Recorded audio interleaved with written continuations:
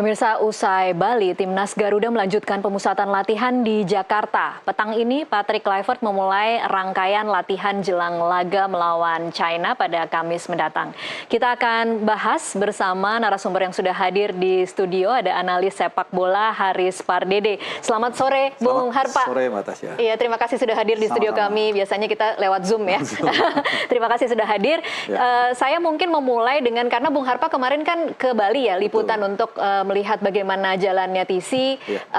Apa kira-kira yang menarik mungkin dari liputan itu? Mungkin ada spill-spill yang tidak diketahui oleh media? Ya paling yang pasti ini adalah TC yang pas ya. Kenapa saya katakan pas? Karena berlangsung sekitar 5 hari. Jadi 26, 27, 28, 29, 30, mungkin 6 hari ya, 6 hari. Kemudian juga ada rehat 1 hari. Jadi setelah tanggal 26, 27, 28 itu mereka rehat sehari. Kemudian juga dilanjutkan TC dan ada juga entertainment. Mereka nyanyi-nyanyi, happy-happy, sekaligus merayakan ulang tahun Pak Ketum. Dan kemarin mereka tiba di Jakarta sekitar pukul 19.00 waktu Indonesia Barat. Dan 45 menit lagi saat ini kita berbicara, mereka akan melakukan sesi latihan tidak resmi. Jadi ini dalam rangkaian terakhir persiapan sebelum nanti menghadapi China tanggal 5 Juni di Gelora Bung Karno jam 8.45 malam waktu Indonesia Barat. Oke. Kita juga punya tim yang saat ini sedang standby di GBK untuk memantau jalannya latihan yang akan berlangsung 45 menit lagi. Tapi kalau mungkin lihat bagaimana mereka latihan di Bali, Bung Harpa, itu kondisinya mereka cukup fit semua? Ya, saya rasa siapapun yang TC di Bali pasti happy ya. Iya, karena di Bali ya. Karena di Bali, vibes-nya juga enak. Dan kebetulan waktu itu nggak banyak hujan, ya, jadi cukup kondusif, tapi enak udaranya. Dan di Gianyar itu kan relatif juga udaranya dingin. Kalau orang mengatakan, orang-orang situ mengatakan, karena memasuki bulan Mei Juni itu, angin dari Australia, dari selatan itu dingin, menghampiri Bali gitu. Jadi sangat enak sekali. Bali juga dingin ya? Sangat dingin, tapi nggak dingin banget ya. Jadi sangat-sangat kondusif lah ya.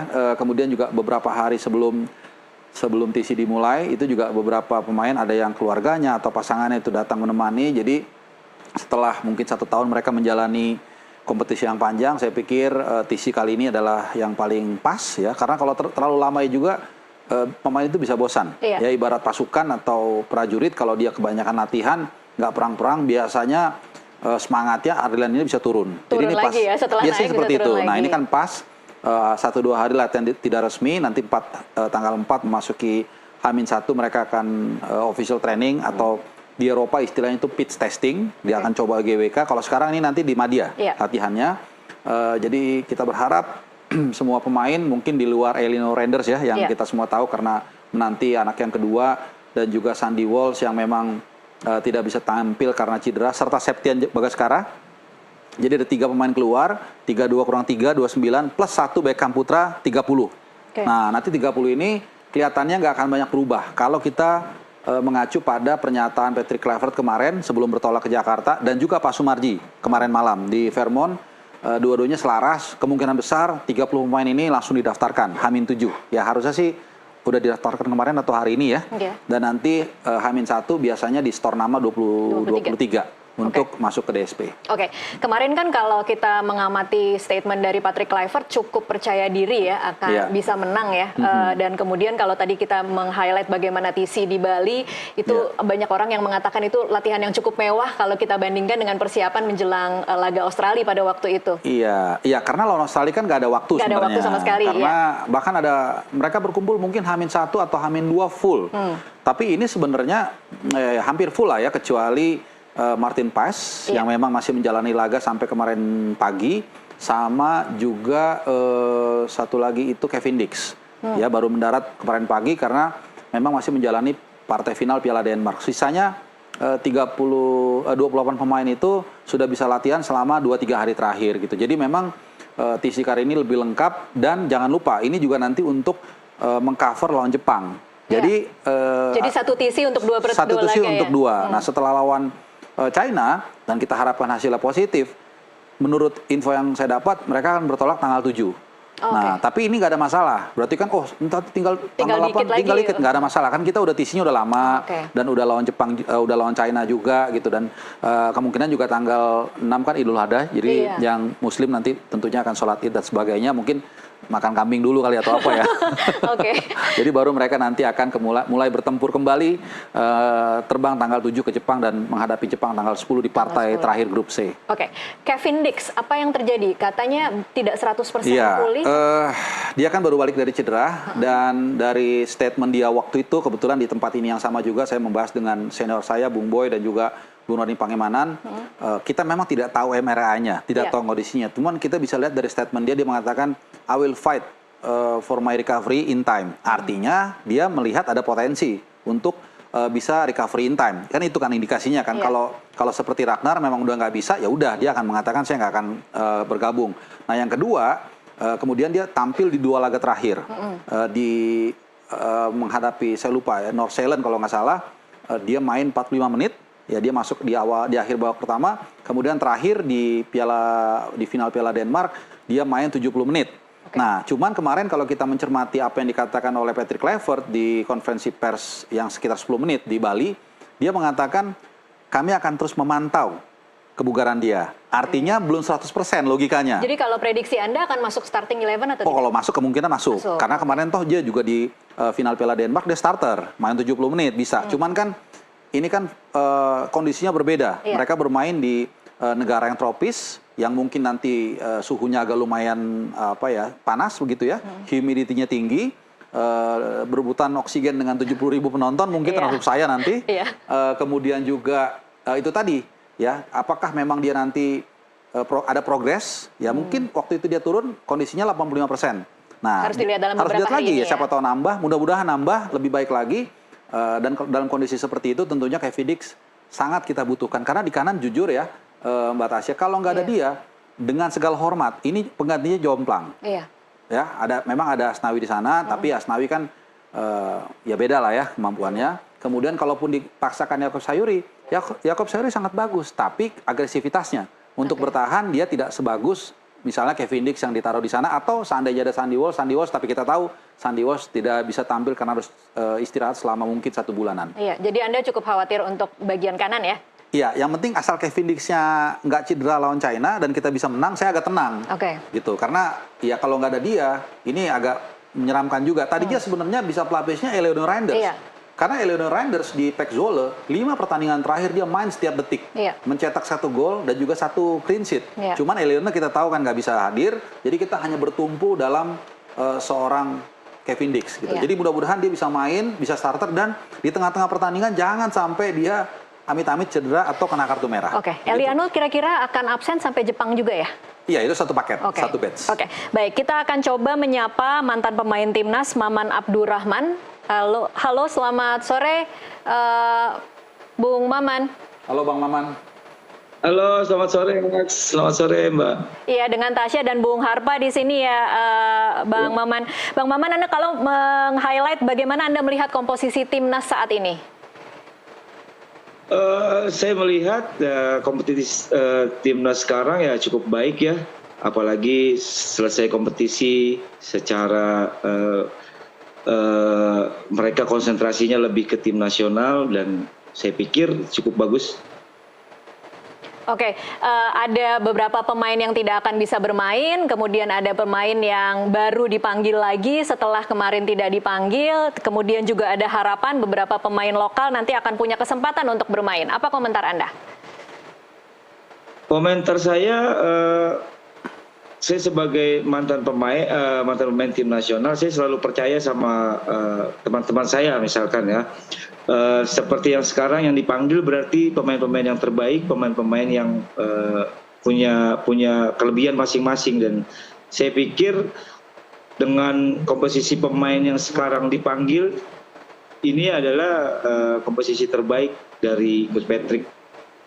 Oke, kalau sebagai mantan pemain timnas, Bang Maman, Anda melihat pengaruh TC kemarin di Bali yang cukup panjang, cukup mewah. Beberapa pengamat mengamati bahwa ini kan persiapan yang cukup pas lah dengan lama durasi dan lokasi di Bali. Kira-kira apa sih pengaruhnya terhadap kualitas permainan para pemain dan juga kualitas kekompakan dan chemistry antar pemain? Ya, saya pikir sih mungkin ya. Yang pasti mungkin pelatih lebih ke bagaimana cara tim pelatih membuat pemain lebih enjoy ya. Karena di sana mungkin sedikit ada ya maksudnya lebih enjoy, lebih selalu bersama TC dengan jangka waktu yang hampir 1 minggu ya. Saya pikir itu cukup bagus untuk chemistry setelah sekian minggu tidak bersama, dan itu suatu yang bagus. Kalau dibandingkan dengan zaman Anda dulu seperti apa, Bang Maman? Zaman saya dulu malah kadang lebih lama ya. Kadang lebih lama, kadang lebih lama persiapannya. Karena kan tapi kan semuanya pemain lokal. Kalau sekarang kan banyak pemain yang di luar, jadi hanya sebentar aja. Tapi saya pikir itu waktu yang sebentar itu dengan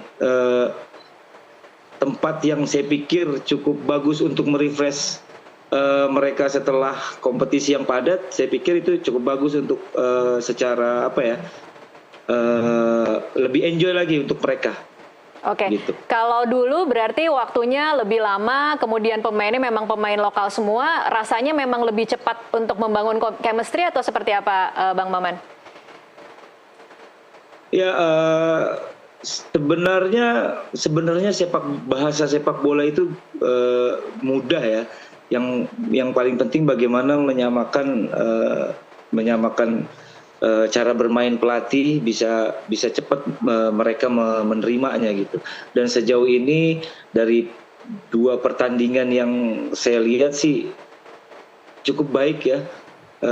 Peningkatannya dari yang sebelumnya kalah kemudian menang, grafik permainannya saya pikir menanjak ya. Oke, saya kembali lagi ke Bung Harpa sekarang untuk pertanyaan yang sama tadi soal bagaimana ada pemain yang tidak bisa bermain. Kita tadi sudah highlight yang akumulasi kartu kuning, yang kemudian ada 2 lainnya karena masalah keluarga dan juga cedera.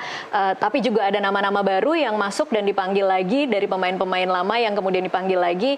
Kira-kira kalau Bung Harpa mencoba menduga-duga starting 11-nya Patrick Kluivert ini akan memberikan kejutan atau sebenarnya kira-kira komposisinya akan sama saja? Saya pikir 7-8 pemain akan sama. Akan sama, Di bawah Mister Gawang, Emil, trio JJR, Justin Jay sama Rido. Mungkin hanya Rido yang agak sedikit debatable nih. Ada yang mengatakan mau coba Hilgers, tapi rata-rata saya tahu banyak kan lebih memilih Rido lah. Gitu ya. Kalau kita lihat dia lebih kompak, lebih paham dengan Jay dan sebagainya. Kemudian di kiri juga Verdong, di kanan Dix, dengan harapan dia tidak ada masalah. Double pivot, Tom Hai dan Joe Pelupesi, saya pikir ini no debat. Apalagi Joe Pelupesi sangat senang lihat pemain seperti itu. Dan target man-nya Ole. Nah ini udah firm kan? Tinggal kita mencari siapa pengganti Marceng, siapa pengganti Ragnar. Pengganti Ragnar ini bisa ada 2 nih menurut saya. Pertama Lili Pali, karena dia bermain memang di posisi LW. Meskipun memang musim terbaiknya adalah musim lalu nih. Kalau kita lihat dari best performance-nya di Borneo, musim lalu dia cetak double digit gol dan juga assist.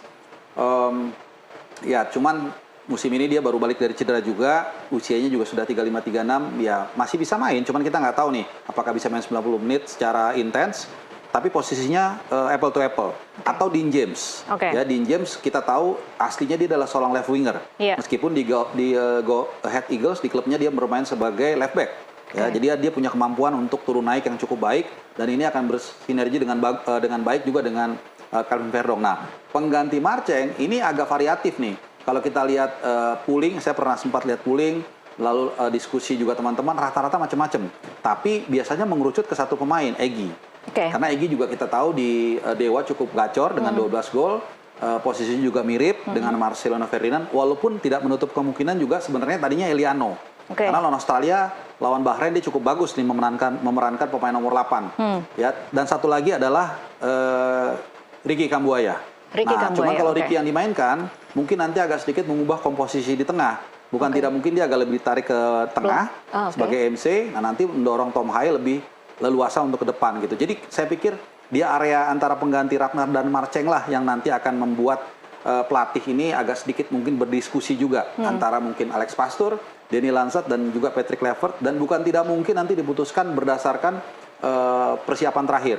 Ya, kadang-kadang mungkin kita nggak ngelihat yang di luar pelatih, tapi di dalam tahu nih, oh kondisi pemain yang ini ternyata lebih siap, mental lebih bagus, kita pasang dia bisa juga seperti itu. Oke.